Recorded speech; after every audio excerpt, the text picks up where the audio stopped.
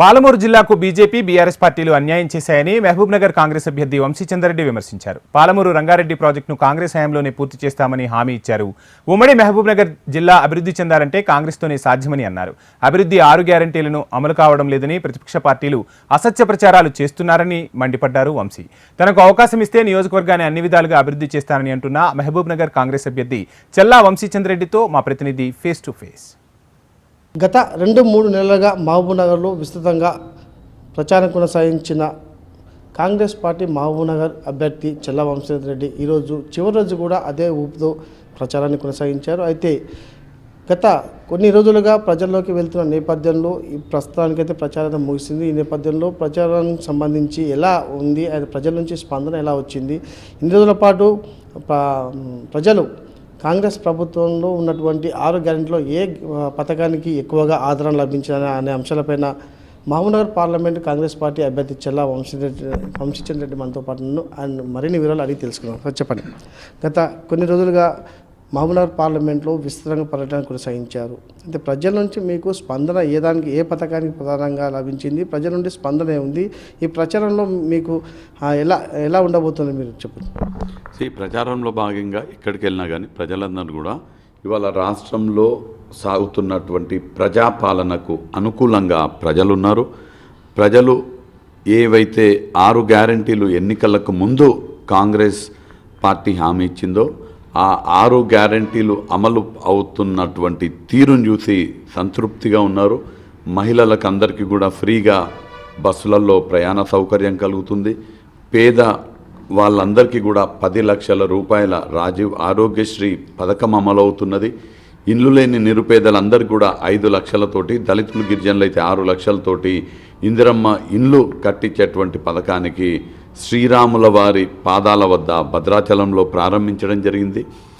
పేదలు ఎవరైతే 200 యూనిట్ కన్నా లోపు విద్యుత్ని వినియోగించుకుంటారో వాళ్ళకు ఉచితంగా విద్యుత్ సరఫరా జరుగుతుంది. మహిళలకు 500 రూపాయలకే సిలిండర్ ఇచ్చే కార్యక్రమం. అలానే ఈ 3-4 నెలల్లో, అంటే ఎన్నికల కోడ్ రాకముందు 4 నెలలు ఉన్నటువంటి ఈ ప్రభుత్వంలో 32,000 ప్రభుత్వ ఉద్యోగాలని భర్తీ చేయడం జరిగింది. రైతు భరోసా పథకం అందరికీ కూడా డబ్బులన్నీ కూడా విడుదలైనాయి. రైతు రుణమాఫీ ఆగస్టు 15 కల్లా 2 లక్షల రైతు రుణమాఫీ అమలవుతీ, రుణమాఫీ చేసి తీర్తాన్ని స్వయంగా ముఖ్యమంత్రి గారే చెప్పినారు. సో అన్ని పథకాల పట్ల ప్రజలు సంతోషంగా ఉన్నారు. ముఖ్యమంత్రి గారు చాలా పారదర్శకంగా పాలన చేస్తున్నారు. అది ముఖ్యమంత్రి మన జిల్లా వ్యక్తి అవ్వడము, మన జిల్లాకి పెద్ద ఎత్తున నిధులు రావడము, ఖచ్చితంగా కాంగ్రెస్ పార్టీ ఇక్కడ మంచి మెజార్టీతో గెలవబోతుంది. అంటే ఈ ప్రచారంలో ప్రజల నుండి మీకు ప్రధానంగా అంటే చెప్పుకునే సమస్యలు ఏంటివి, పాలమూరు జిల్లాకు కావాల్సినటువంటి సమస్యలు మీ దృష్టికి ఏమైనా వచ్చాయా? పాలమూరు జిల్లాకు సంబంధించినటువంటి ప్రచారంలో భాగంగా ప్రజలందరూ కూడా గత 10 ఏళ్ళు ఇక్కడ పాలించినటువంటి రాష్ట్రంలో బీఆర్ఎస్, కేంద్రంలో బీజేపీ మనల్ని నిర్లక్ష్యం చేసింది. పూర్తిగా ఈ ప్రాంతాన్ని పక్కన పెట్టడం జరిగింది. ఖచ్చితంగా ఇప్పుడు మన ప్రాంతం ముఖ్యమంత్రి అయినాడు కాబట్టి గతంలో ఈ ప్రాంతంలో అన్యాయం జరిగింది. ముఖ్యంగా ఈ ప్రాంతంలో కట్టాల్సినటువంటి ప్రాజెక్టుల పట్ల నిర్లక్ష్యం వహించడం జరిగింది. పాలమూరు ఎత్తిపోతల పథకాన్ని పూర్తిగా పక్కన పెట్టినటువంటి రాష్ట్ర ప్రభుత్వం, ఆ పథకం 30% కూడా పన్నులు పూర్తి కాలేదు.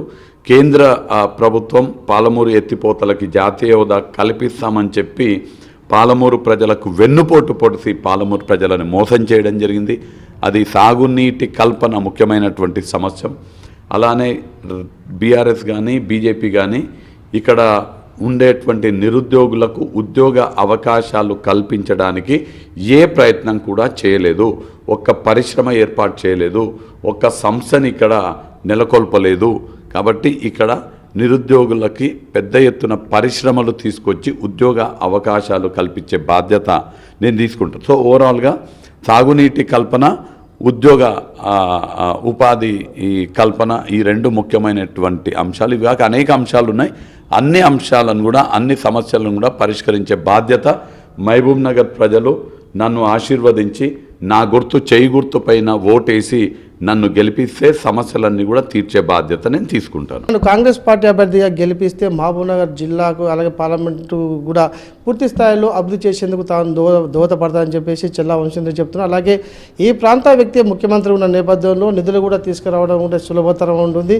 ముఖ్యంగా వెనుకబడ్డ మహబూబ్నగర్ జిల్లాను పూర్తి స్థాయిలో అభివృద్ధి పదంలో నడపాలంటే హస్తం గుర్తికి ఓటేసి తనను గెలిపించాలని చెప్పి ఆయన కోరుతున్న పరిస్థితి కనిపిస్తుంది. ఇప్పుడు శ్రీనివాసరావు నందచారి, హెచ్ఎం టీవీ, మహబూబ్నగర్.